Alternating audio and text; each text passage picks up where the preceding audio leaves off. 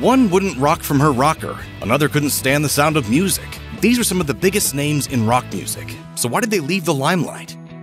The White Stripes rose to prominence in the early 2000s with an unlikely strategy, playing loud, trashy, straightforward garage rock, but doing it really, really well. The duo combined minimal elements to create their special formula, the bluesy, flamboyant vocals and guitar work of frontman Jack, and the steadfastly simple drumming of Meg. The pair were married until 2000, but even after their divorce, they kept turning out smash albums. Shortly after the release of 2007's Icky Thump, it was reported that Meg was dealing with anxiety, which had begun to affect her ability to perform. As an official statement from the band put it, Meg White is suffering from acute anxiety and is unable to travel at this time.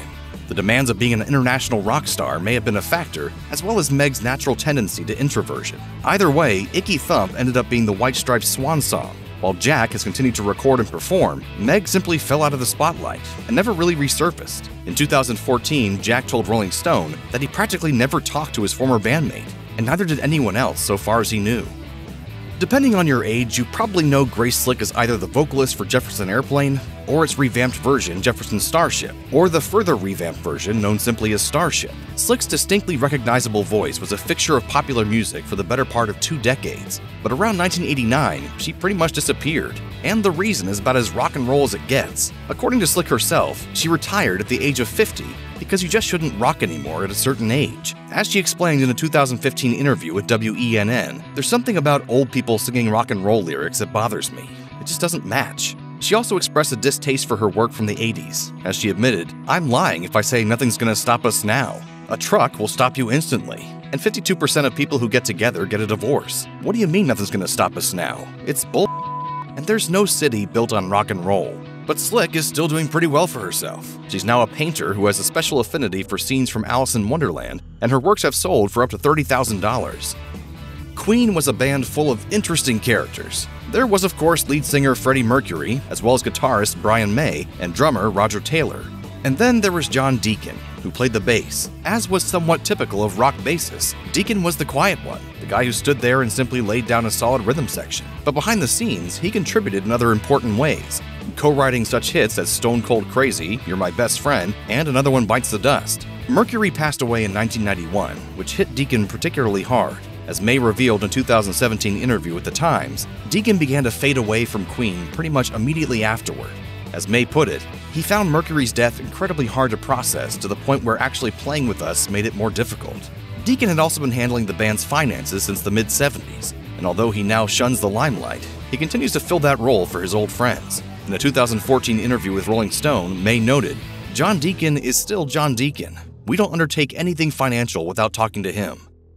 Of all the iconic bands of the 60s, Sly and the Family Stone is perhaps the most difficult to classify. They played a blend of pretty much every form of popular music that had existed to that point, from rock to R&B to jazz. But the strongest flavor in their brew is probably funk, which they're often credited with bringing to the mainstream. After a successful run in the late 60s and early 70s, the band's fortunes began to wane, and their final album was released in 1982. Like many of his contemporaries, frontman Sly Stone was a titanic consumer of drugs. He was essentially forced into retirement by his habits after his induction into the Rock and Roll Hall of Fame in 1993. He then made only sporadic public appearances in the following years. In 2011, he was back in the spotlight for an unfortunate reason, as he was reportedly living out of a van in Los Angeles. He appears to have eventually gotten back on track, as it was reported in 2023 that he was clean, working on a memoir and participating in a documentary about his life to be directed by Questlove. There was a time in the late 60s when pretty much every singer-songwriter wanted to be Bob Dylan. That is, everyone except Joni Mitchell, who was intent on blazing her own trail in a male-dominated field. Her deeply personal brand of songwriting resonated with fans and peers alike, and while she only ever scored one top 10 hit, her influence is incalculable. In addition to her own songs, she's also penned hits for the likes of Crosby, Stills, Nash & Young, as well as Judy Collins. And she sang me Both Sides Now. Wow. And I said, oh my God, I'll be right over. Mitchell walked away from music in the late 90s, for a reason that should surprise no one. She'd grown sick and tired of the music industry and its treatment of genuine artists, especially women. As she told The Guardian in 2007, "I came to hate music. I listened only to talk shows for 10 years. Complicating any hope of a comeback was a brain aneurysm that Mitchell suffered in 2015, after which she lost the ability to play guitar. Fortunately, she relearned that skill by watching old videos of herself. And in 2022, she delighted fans with a surprise performance at the Newport Folk Festival. Few debut albums have made a bigger impact in music history than Guns N' Roses' 1987 release, Appetite for Destruction. Their scruffy look and aggressive sound were completely different from their hair metal peers. Appetite would ultimately become one of the biggest albums of the decade, with more than 18 million copies sold in the US alone as of 2023. The band's 1991 follow-ups, Use Your Illusion 1 and Use Your Illusion 2, likewise sold like hotcakes, which was a bit of an issue for guitarist Izzy Stradlin. Stradlin was becoming increasingly disillusioned by frontman Axl Rose's ego and his bandmates' voracious drug consumption. So in the middle of a tour in 1991, he up and quit and then never looked back. In 2016, LA Weekly attempted to catch up with Stradlin at his home in Ojai County, California, but they literally couldn't find him. His last public performance to date was as a guest at an Aerosmith concert in 2012, and at least for now, he seems perfectly content to remain completely out of the spotlight. The Smashing Pumpkins were something of a rarity in the early 90s as a non-grunge rock band that were actually quite successful. Their 1993 album Siamese Dream went platinum 4 times over, and 1995's Melancholy and the Infinite Sadness more than doubled that feat. Songwriter and vocalist Billy Corgan anchored the band, along with guitarist James Iha and bassist Darcy Wretzky. But then in 1999, Wretzky was either fired or she quit, depending upon whom you ask. In a 2004 post on his LiveJournal blog, Corgan claimed that Wretzky was a drug addict who refused to get help.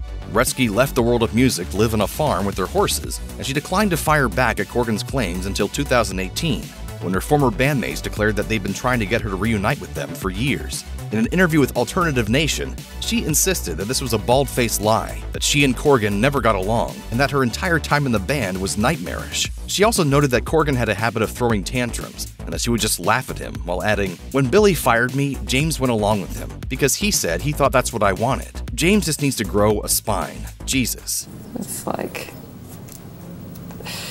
I don't know. In the 80s and 90s, R.E.M. were the pioneers of the burgeoning genre of alternative rock. With their 1987 release Document and its hit single The One I Love, the band would evolve into superstars. Over the ensuing quarter century, R.E.M. displayed remarkable resilience, even soldiering on after drummer Bill Berry suffered a career-ending double aneurysm in 1995. But then, in 2011, they decided to call it quits. In a statement announcing the breakup, bassist Mike Mills said that their final album, Collapse Into Now, felt like a natural stopping point, while noting, "There's no disharmony here, no falling outs, no lawyers squaring off, the time just feels right." While R.E.M. had always loved writing and recording music, they developed a burning hatred for the industry. As guitarist Peter Buck explained to Rolling Stone in 2016, it was the money, the politics, having to meet new people 24 hours a day, not being in charge of my own decisions. I hate the business, and I didn't want to have anything to do with it. We broke up at the right time for the right reasons. In the early 80s, Billy Squier was a titan of rock radio. His brand of anthemic arena hits were tailor-made for the period, and he landed in the top 20 with The Stroke and Rock Me Tonight, the latter of whose video got plenty of airtime on MTV. Unfortunately, this was a rare case in which the heavy MTV exposure was not a boon to a rock star's career, but instead a massive liability. In the book I Want My MTV, The Uncensored Story of the Music Video Revolution, music journalists Rob Tannenbaum and Craig Marks devote an entire chapter to the Rock Me Tonight video. It featured Squier vamping around in a pink tank top, rolling around in satin sheets, and generally behaving in a manner that wasn't considered to be befitting of a rock god. Squier pretty much placed the blame on the video for tanking his career, and while he soldiered on for close to another decade, the final straw came in 1993, when an incoming executive at his label, Capitol Records, flatly stated his intention to bury Squier's upcoming record, Tell the Truth. He released one more album in 1998, but no more since then.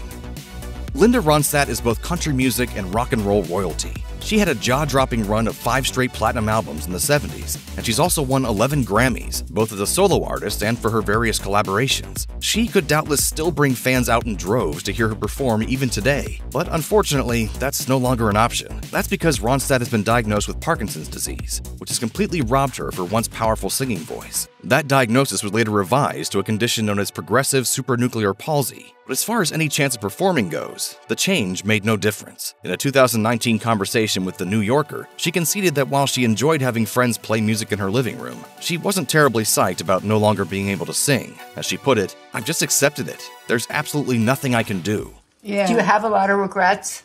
A few. Not a lot.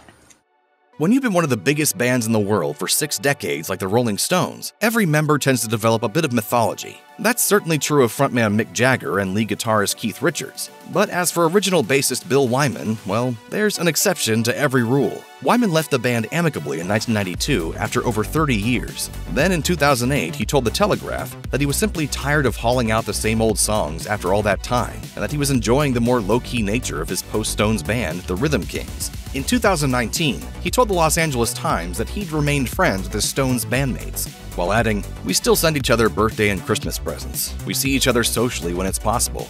It's a family thing, although it sounds corny. It's not business anymore."